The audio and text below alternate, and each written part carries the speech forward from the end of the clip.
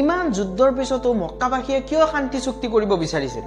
মুহাম্মদ সাল্লাল্লাহু আলাইহি ওয়াসাল্লামৰ বিৰুদ্ধে ৰচা চুক্তিত তেওঁ কিয় সহি কৰিছিল? মক্কাবাসীয়ে নিজে ৰচা চুক্তিৰ পইণ্ট এটা কিয় আঁতৰাব লগা হৈছিল? আৰু গোটেই পৃথিৱীত কেনেকৈ ইছলামৰ আহ্বান জনাইছিল ৰাসূল সাল্লাল্লাহু আলাইহি ওয়াসাল্লামে, তাৰ বিষয়ে আজি এই ভিডিঅ'টোত আমি আলোচনা কৰিম।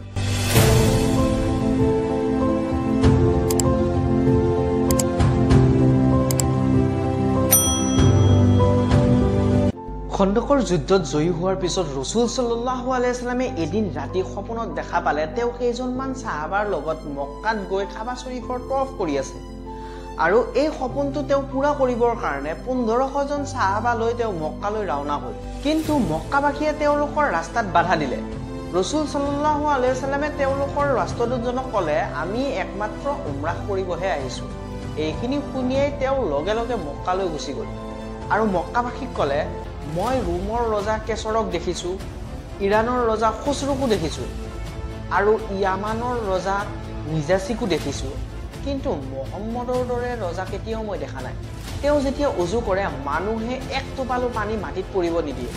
এনেকুৱা ব্যক্তি আৰু এনেকুৱা অনুগামীৰ লগত যুদ্ধ কৰাটো একেবাৰে সাধাৰণ কথা নহয়।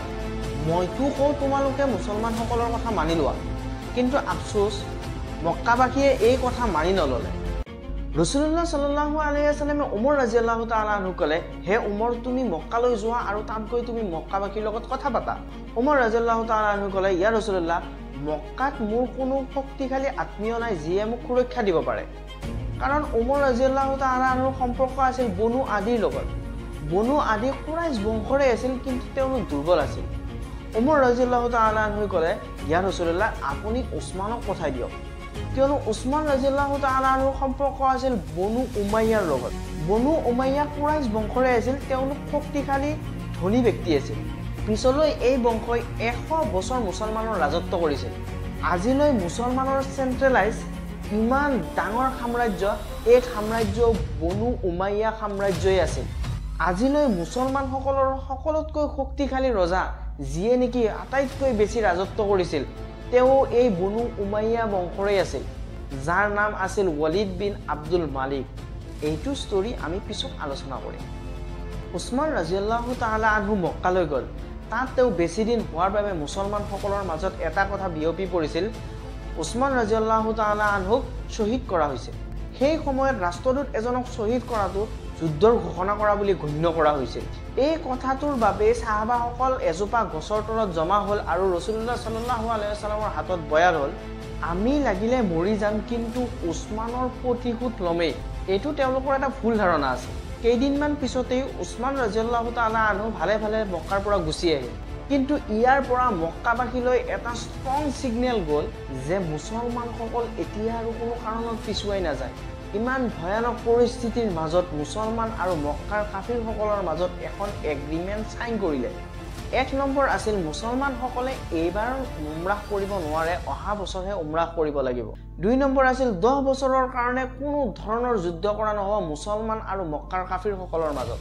আৰু 3 নম্বৰ আছিল, মদিনাৰ পৰা কোনোবা যদি ইছলাম ত্যাগ কৰি মক্কালৈ আহে তেওঁক একো কোৱা নহ'ব, কিন্তু যদি মক্কাৰ পৰা মদিনালৈ কোনোবা ইছলাম গ্ৰহণ কৰি যায় তেনেহ'লে তেওঁক ঘূৰাই পঠাব লাগিব। কোনো এজন সাহাবাৰো এই চুক্তি পচন্দ নহ'ল, কিয়নো এই চুক্তি মুছলমানৰ বিৰুদ্ধেই আছিল। কিন্তু ৰাসূল সাল্লাল্লাহু আলাইহি ওয়াসাল্লামে সকলো সাহাবাৰ কথা ছাইডত ৰাখি তেওঁ চহী কৰি দিলে।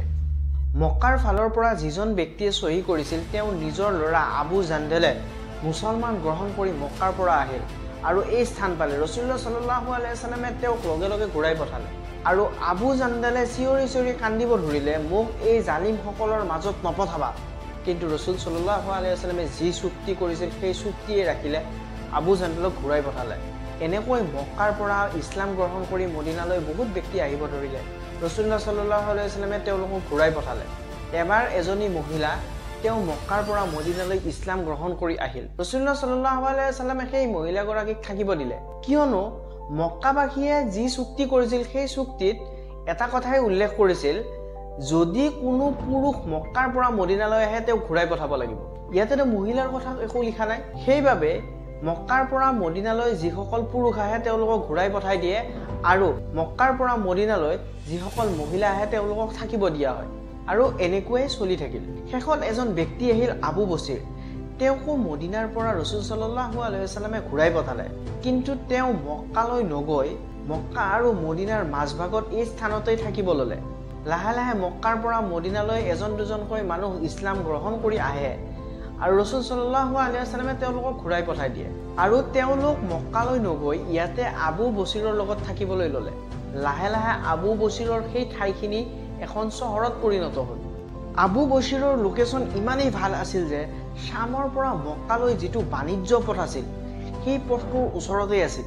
মক্কাবাসীয়ে তেওঁলোকক যি অন্যায় কৰিছিল সেই অন্যায়ৰ প্ৰতিশোধ ল'ব তেওঁলোকে আৰম্ভ কৰিলে। আবু বছিৰৰ চহৰৰ কাৰণে মক্কাবাসীৰ কোটি কোটি লোকচান হ'ব আৰম্ভ কৰিলে। মক্কাবাসীয়ে এই জুলুমৰ পৰা ৰক্ষা পাবলৈ তেওঁলোকে যিটো নেকি শক্তিশালী হৈ ৩ নম্বৰ পইণ্টটো লিখিছিল সেই পইণ্টটো উঠাবলৈ বাধ্য হ'ল। আৰু মদিনাবাসীক ক'লে, আজিৰ পিছত মক্কাৰ পৰা মদিনালৈ যি ব্যক্তি নাযাওক কিয় তোমালোকে তাতে অনুগ্ৰহ কৰি ভালকৈ ৰাখিবা। আৰু এনেকৈয়ে এগ্ৰিমেণ্টৰ ৩ নম্বৰ পইণ্ট উঠাই লোৱা হ'ল। এগ্ৰিমেণ্টৰ ২ নম্বৰ পইণ্ট, 10 বছৰ কোনো ধৰণৰ যুদ্ধ কৰা নহ'ব মুছলমান আৰু মক্কাৰ কাফিৰসকলৰ মাজত। ইয়াৰ ফুল লাভ উঠাবৰ কাৰণে ৰাসূল সাল্লাল্লাহু আলাইহি ওয়াসাল্লামে আৰবৰ বাহিৰৰ দেশবোৰ এম্পায়াৰ ছুপাৰ পাৱাৰ সকলোতে চিঠি দিব আৰম্ভ কৰিলে।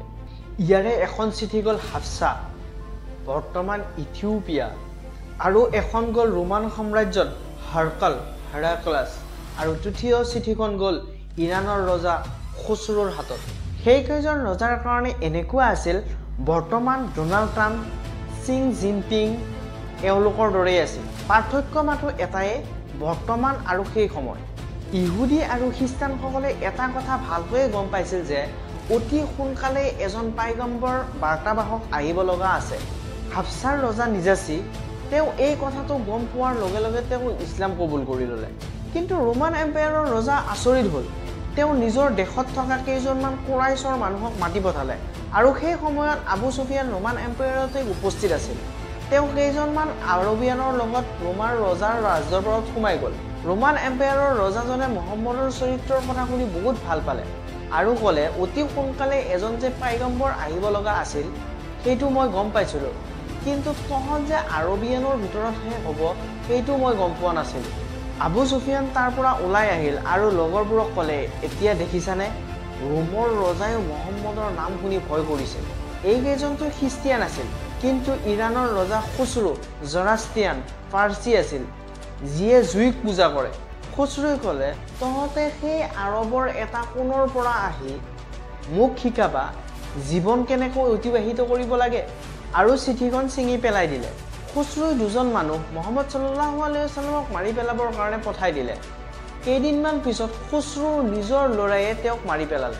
যেতিয়াই সেই 2জন মানুহ মদিনাত উপস্থিত হৈছিল, ৰাসূলুল্লাহ সাল্লাল্লাহু আলাইহি ওয়াসাল্লামে তেওঁলোকক মাতি আনি ক'লে যে যিজন ৰজাই তোমালোকক মোক মাৰিবৰ কাৰণে পঠাইছে সেইজন ৰজাক নিজৰ ল'ৰাই মাৰি পেলালে।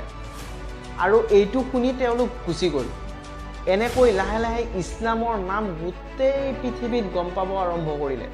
এনেওতো মক্কাবাসীৰ লগত 10 বছৰ মুছলমানসকলৰ লগত যুদ্ধ কৰা নহ'ব। মুছলমানসকলে সকলো কথা বাদ দি সেইবোৰৰ ফালে ধ্যান দিলে।